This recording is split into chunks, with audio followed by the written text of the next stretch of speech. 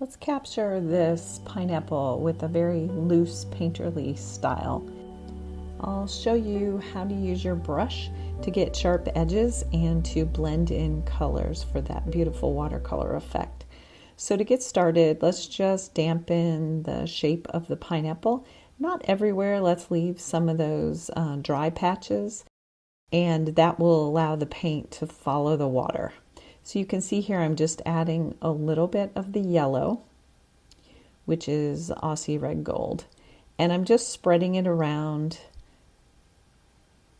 to get that mottled effect. But now what I'm going to do is I'm going to go in following my little sketch lines here and allow some of the sienna to blend in nicely with that yellow.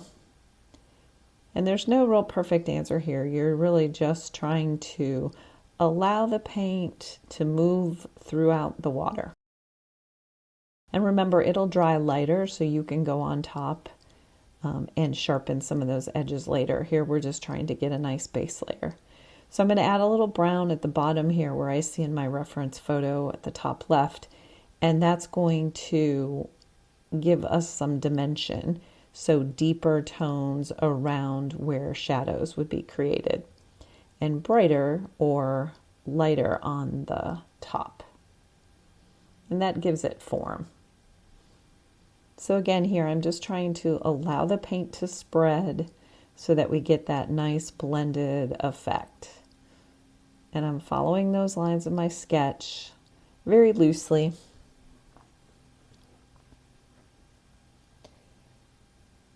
I'm using the tip of my brush. As you can see, you go as small as you want. I'm comfortable with this larger brush, and it will let me create the leaves at the same time as those sharp points. But you're welcome to change to a smaller brush if you're more comfortable. You can see my hand move down closer to the tip when I want more control, and I'll move it back toward the end of the brush when I'm trying to let the brush do the work. So I'm just looking at my reference photo, and I'm trying to take advantage of all the colors that are analogous colors next to each other on the color wheel.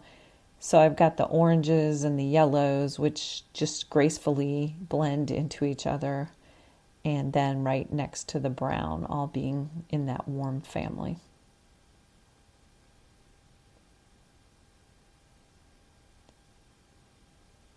And I'm just trying to make sure that overall the feeling of the pineapple is yellow.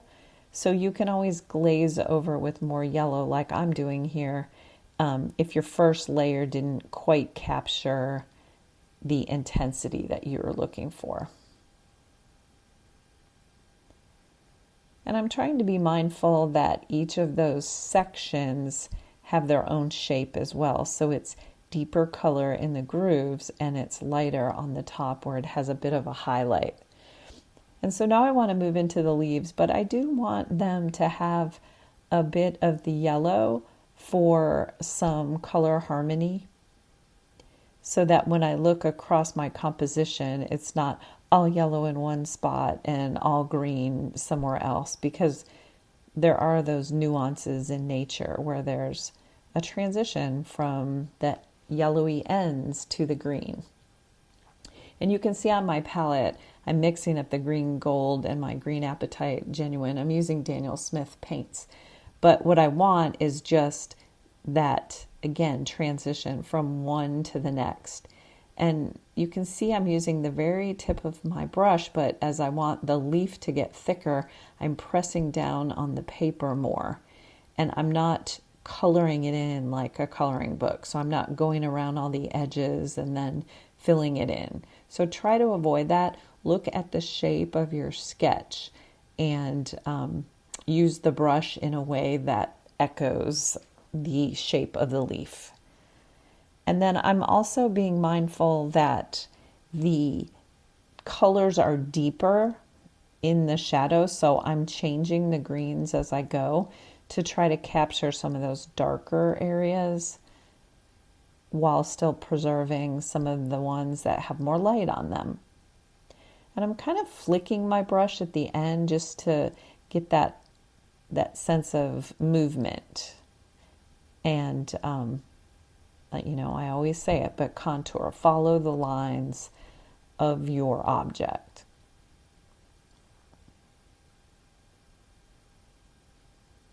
So I'm just moving around the leaves and I'm adding a variety of colors, and I'm trying to capture their shape, showing whether there's a bend, whether they're in the shadow, or whether they have a highlight. And obviously pineapples grow very differently. You don't have to be a slave to your sketch. So if you go outside of the lines, that's perfectly fine. We're just trying to show that there are these spiky leaves that come out of the root of the pineapple.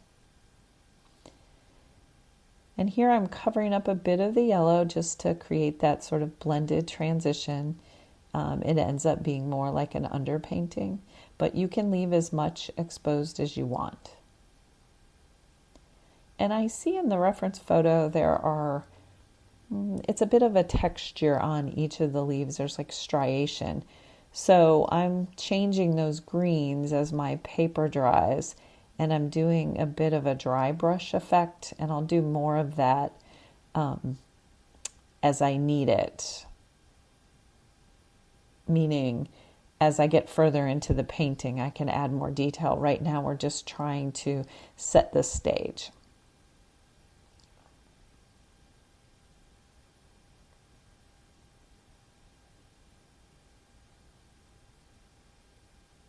So here again, you can see me using the tip of the brush, and I've intensified the color so that I get more of those striations that I was just mentioning. And by dragging the brush without a lot of water on it, it gives us that sort of skipped effect called dry brushing. And that gives your painting a lot of texture. We're really not trying to, or I'm not trying to create a photograph. I want it to feel painterly and for you to be able to see the artist's hand in each of the brush marks.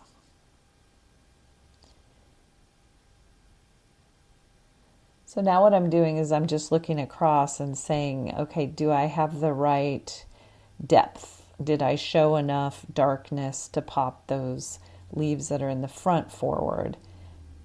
Is it too much? Do I need to blend it? And then I'm just going across the whole composition to see where I need to add or perhaps blend a little more. And while I'm doing all this work on the leaves, you can see the actual pineapple is drying. So that will allow us to go in and add that more kind of crunchy detail that we're going to overlay on the top. So you can move around your paper as needed without having to stop. Or I don't really ever use a hairdryer. I'm either impatient or I just move along to a different portion of the paper so that I can keep moving. It's just my preference in painting. If you like a little more control, you can certainly use the hairdryer and dry off areas and then go back in on top. And here I just wanted it to feel a little spikier. It felt a little kind of fat on the edges where I know those leaves are really spiky. So I'm just adding sort of sharp finishes to them just by letting them come to a point.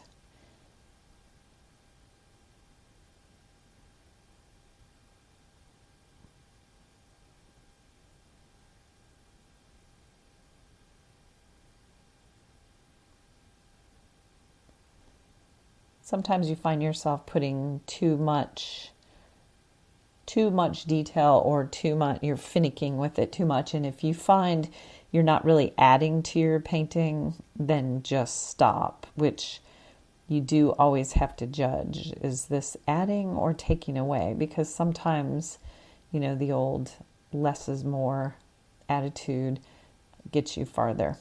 So I'm feeling that way, so I put my big brush down and I'm ready to move to some of those smaller details, which is the top layer. So I'm going in with a transparent brown, and I'm going to try to emulate these little, I don't know what to call them. It's a texture that's on the pineapples. And they're a little drier than the actual fruit. It's kind of the skin. So I'm trying to pick that up by using the darker kind of detailed strokes. And again, I'm kind of following the lines. I know that each of these sections are important to convey the shape of the pineapple. I haven't quite done that yet. You can see the fruit shape itself is fairly flat. So by adding these little textured spots, concentrating them around the curves, that's going to help give us more dimension.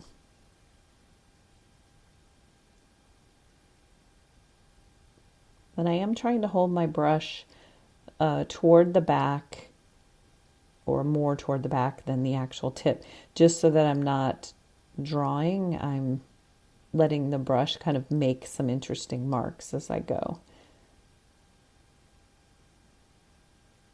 And I'm just, referencing the picture and saying, where are there more of these? What am I lacking?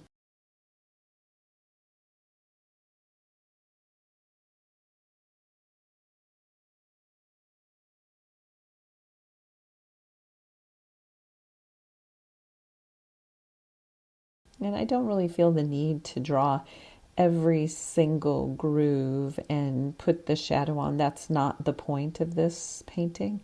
This is just a quick 20-minute painting to convey the feeling of summer and freshness of the pineapple. So you decide how much detail you want.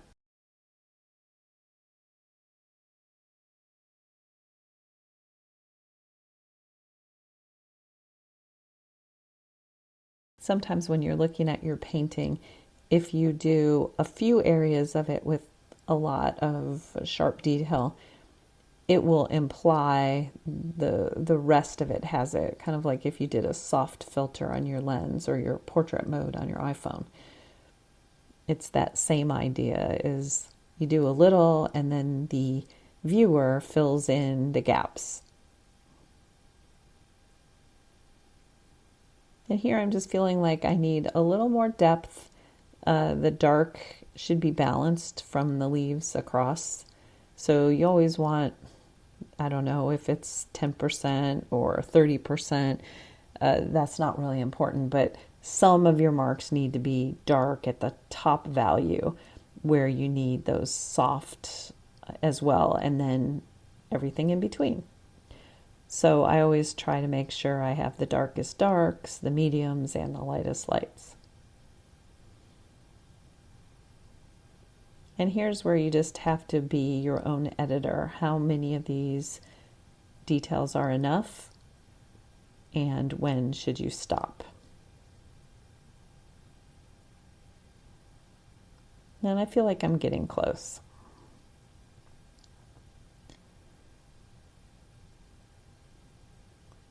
I needed a little more value in by where the stems connect to the fruit, and I felt like I needed a little more of the kind of orange, a little more saturated tones in there to kind of help with that, again, dimension and believability.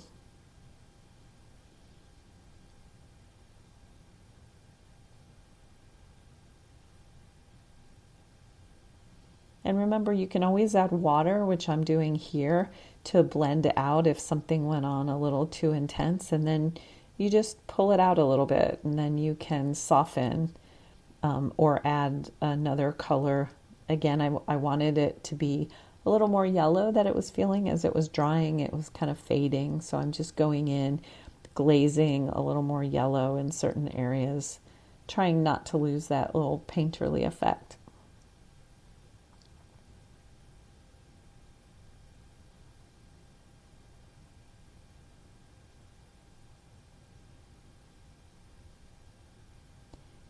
And like most objects, if you just draw the object, they kind of float on your page. And I can see in the reference photo there's a nice grounding shadow. So I'll be adding that. Even though I'm not going to try to do the whole background, I think putting a shadow is something that helps ground your object onto your canvas.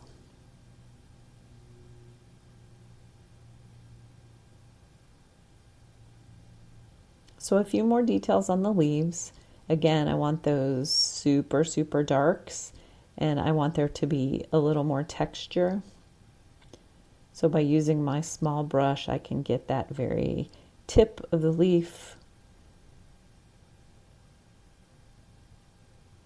And I can show where there are variations in the color green.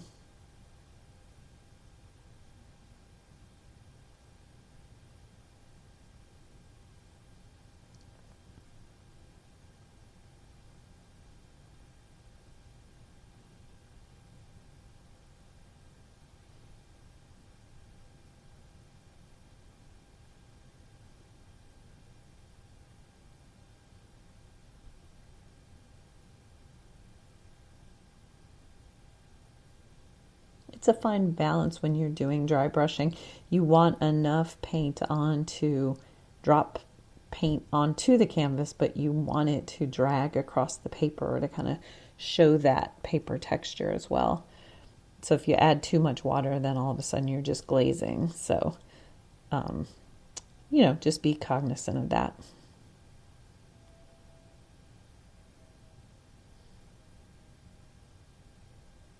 So mixing up my shadow color now, as we talked about, I'm just going to go ahead and drop in, trying to decide here how much and where it goes.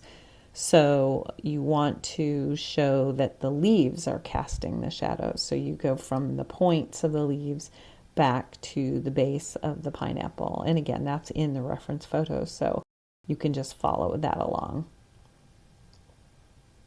And then I did like in the reference photo, the background sort of diffused the shadow, and it gives it a lot of kind of lively movement. So I'm going to pick that up since I placed my pineapple very far to the right of my canvas. And so here this allows me to take advantage of that.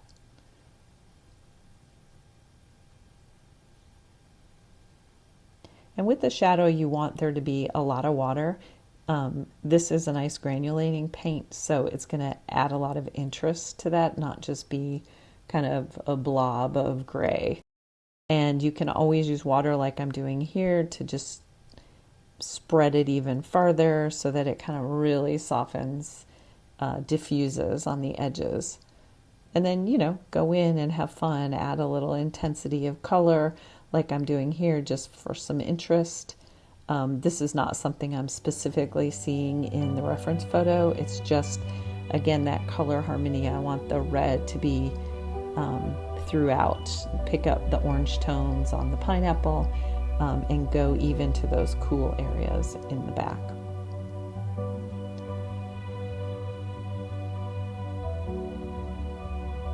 You can pick up your paper, move it around, especially with a granulating paint. The intensity of the water will really make those pigments separated. But overall, I accomplished what I was looking to do here, and that is to capture the feeling of summer in a very loose watercolor painting. I hope you had fun.